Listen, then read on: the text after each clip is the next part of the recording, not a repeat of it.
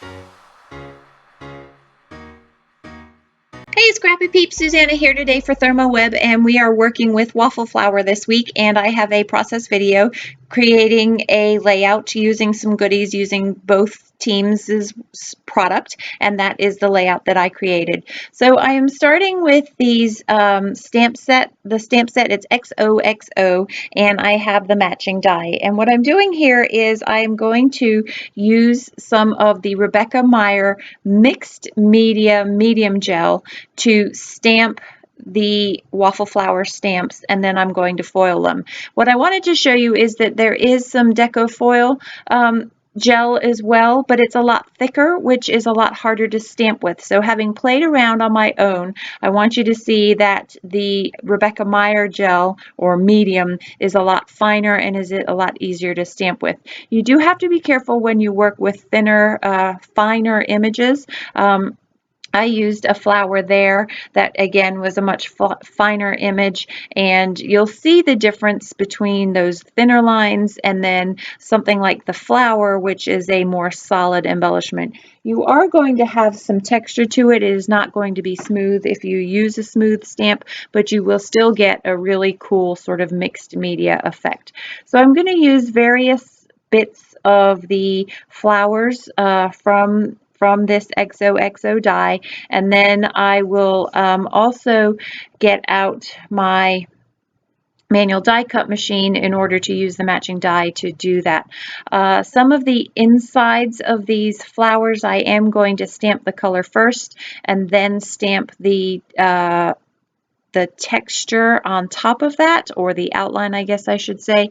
So I'm just showing you various pieces. Make sure that you wipe off these stamps after you use the mixed media medium, because it does get pretty tacky, and you do want to make sure that you get that off of there. I'm just using a baby wipe, and that works just fine because I'm just using a very fine amount. So I've set those aside to dry. I've left them, and now I have heated up my machine here, and I'm going to layer them again. I'm using the Rebekah Meier mixed media transfer sheets. I really like the color of that sort of, it's more of it's a black, but it's a metallic black, and then I have this new rose deco foil here.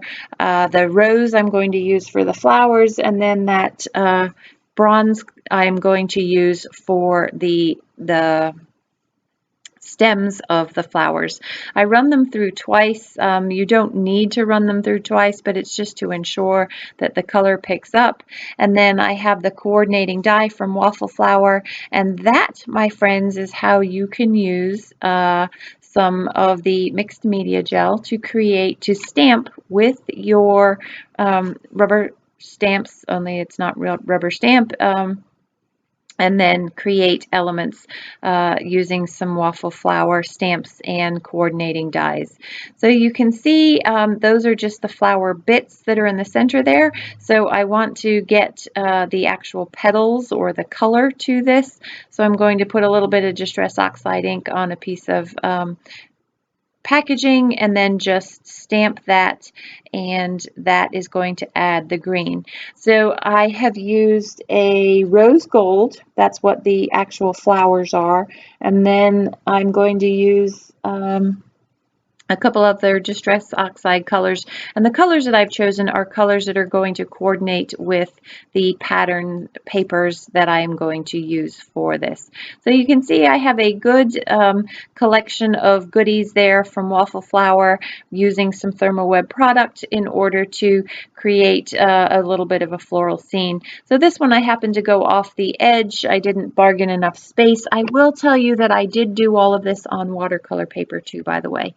What I was starting to say is I did go off, I didn't leave myself enough room to get all of the flowers, but that's okay because I'm going to tuck it into something and create a bit of a collage with these, and so that will give me plenty of leeway there to still be able to use that. I had a hard time finding the way that this die was going to work, and it's largely because I did not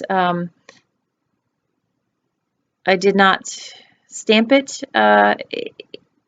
because I used the Deco foil and the transfer medium, it gave a slightly different impression and look to the flower, which made it hard to match up the seams. But it was partly also just me being really tired as well. So I'm using purple tape. There is now a new thinner purple tape to adhere this down. What I love about this purple tape is that it comes up quickly and easily without pulling the pattern paper or pulling the paper, especially the texture in the paper. So I have also used from WaffleFlower, I have the stitched rose die, and you can see those are the white spots behind the flowers, behind the pictures there, and then I have just fussy cut that one out. I sped that up super quickly because you know what fussy cutting is, but I like the white background that creates for the photos, and you'll see in the close-ups that it gives a really cool stitched texture, like with concentric circles to it. This is a long video already, so I did speed up the process. All I did was I took a bunch of circles, circle dies, and I cut up some of the goldenrod patterned papers from One Canoe 2. They're just various sizes. I also used a die from not Silhouette, from who's the die? I can't think of them right now. But also from Tuesday Morning, I used that die. Again, it's concentric circles, and there are leaves, and it just gave a different texture to add to the florals that I have from WaffleFlower. I also ordered from WaffleFlower the Yippee word die, and I want to incorporate that into the title somehow, and I just used some scrap paper from Simple Stories for that. So I skipped over how I overlaid these circles, but basically I just overlaid them in such a way that I was able to get the blue showing through, but not a predominant heavy blue, because that is a very dominant color, but I did want that heavy weight of that navy blue in order to balance out that dark background that is behind my husband and I in these photos. I want to pop these off the page a little bit and make the photos stand out, so I am backing it with just some fun foam, and then I also, you can see I have some flare there that I'm going to use, as well as some acrylic pieces, and that ends up being the bulk of the layout, and then I have all of these fun elements from WaffleFlower to tuck in. So the rest of this video is actually going to be rather labor intensive. It is me shuffling these pieces around and trying to figure out exactly how I'm going to get these flowers to go. So you can see that blue flower that I did there with the Distress Oxide ink. I really wanted to incorporate a more brighter blue, because you can see there's a lot of gray in these colors and the color palettes that I've used. In fact, I also used a action in Photoshop that sort of dulled down the colors of these photos so that they would match with the pattern papers that I'm using, but it almost does end up being too washed out and too gray, which is why I had wanted to use those brighter blues in the flowers. So I am going to do a lot of shuffling around. I'm going to shuffle these flowers around. I don't know what it was that gave me a hard time about this. I think it was that blue flower, and I just couldn't find a way to incorporate it into the layout and make it work along the lines of what I wanted. I am going to go with that blue flower that I fussy cut, so that is also from One Canoe 2, and you'll see me place it there. However, I am going to move it down to that middle photo, the larger photo on the left-hand side of the page there, and the reason that I do that is because I felt like it was a very dominant element in that top side. And then I had that very dominant navy blue circle in the bottom right side, and I felt like the page was misbalanced and a lot of the weight was sitting on that right hand side of the page there. So I will shift that. I am also using some, you can see the butterflies there. Those are from Pebbles, and I'm going to end up putting 2 of them on the page. So you see that flare in the top right? Those are little birds. I do actually adhere that down, and then I end up moving it. And because it pulled up some of the pattern paper, I had to put something there to cover it. So I am going to use a second larger butterfly from Pebbles to cover up where I ripped the paper there, and I am going to move the flare, and I do like the way that that turned out much better. I have various different enamel dots that I am putting in the center of the WaffleFlower foiled flowers. Try saying that, that's a mouthful. WaffleFlower foiled flowers with enamel dots in the center. And I actually will also end up changing the color. I think I have a lighter blue in the blue ones, and I am going to go with the that darker blue that is similar to the blue that is that sort of navy in the cardstock there. So there's a little thread ball behind that butterfly there, and these various different waffle flower pieces I'm going to arrange. And again, they're just embellishments to the page. I love the way that they work with the die cut circle, the framed circle. And you can see I really struggled with how to arrange these. It really should not have been that complicated, but I think part of it was getting the mix of color as well as just the color that was on the page there. So I actually am going to stick with that arrangement on that bottom circle there.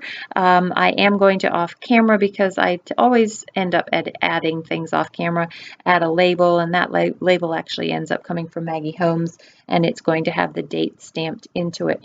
I am using some 3D foam squares from ThermoWeb to pop that particular flower. I like the way that it raises it off of the already popped picture, and it gives it that same dimension as the flare, which is really neat. And of course, I am using my liquid adhesive from ThermoWeb. I am a big fan of that. It is great for not only paper embellishments, but also your raised elements such as the acrylic and the flare that I have used on the page here. So there's those blue flowers that I struggled with. I did actually try watercoloring over them, but it made them sort of muddy and yucky, and so I just ended up sticking with the way that they were. So actually the floral elements as they go down, and you see them here, are what ends up staying on the page. It's everything. It's that flare that I mentioned and the butterfly that gets added, that gets shuffled around.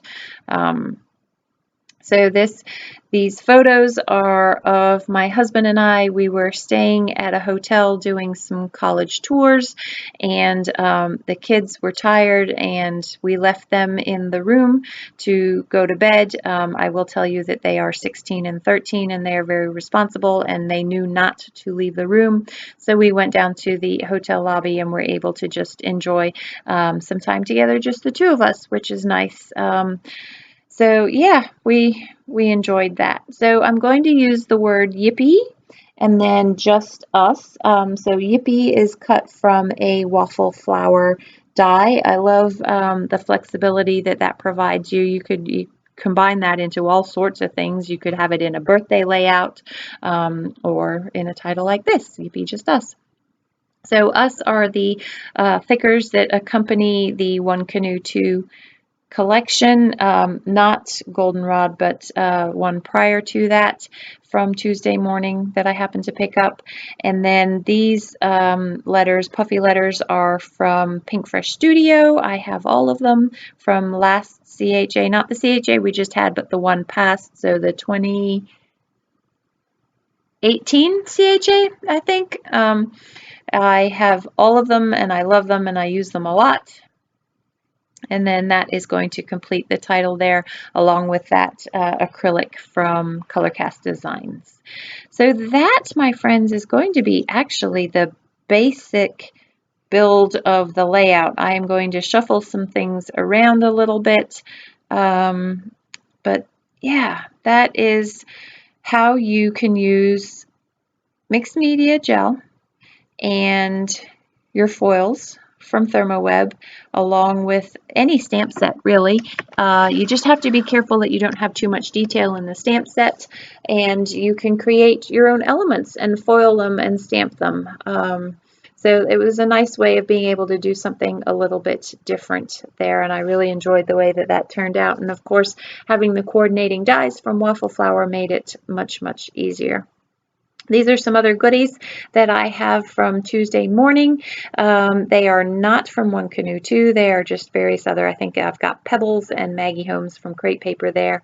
That saying right there, I'm going to stick underneath that photo, and it just says memories in gold foil, but I am going to move it. Actually, you'll see I put it up at that top right photo, but because of where the butterfly is, when I shift things around, that is going to have to move, and it is going to go to the top right of that middle photo, or the bottom of those two particular photos there.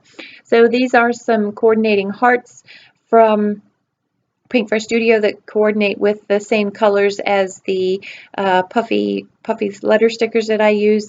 I am going to stick them down as you see them here, but I am going to shift them when I shift the butterfly. I just felt like I had too many focuses. I had taken away the focal points of those three particular circles, and so by shifting the things that I've shifted off camera, you will see that there are actually the three focal points with the two photos, and then that element cluster on the bottom right hand side. So these are the close-ups, my friends. Enjoy. I hope you have enjoyed this process video. I know it's a lot longer than most of the ones that I normally do for you, and if you have any questions about the process of foiling and stamping, please don't hesitate to leave them in the box down below, and I will be sure to get back to you. Thanks for stopping in today. I hope you're doing well. Take care.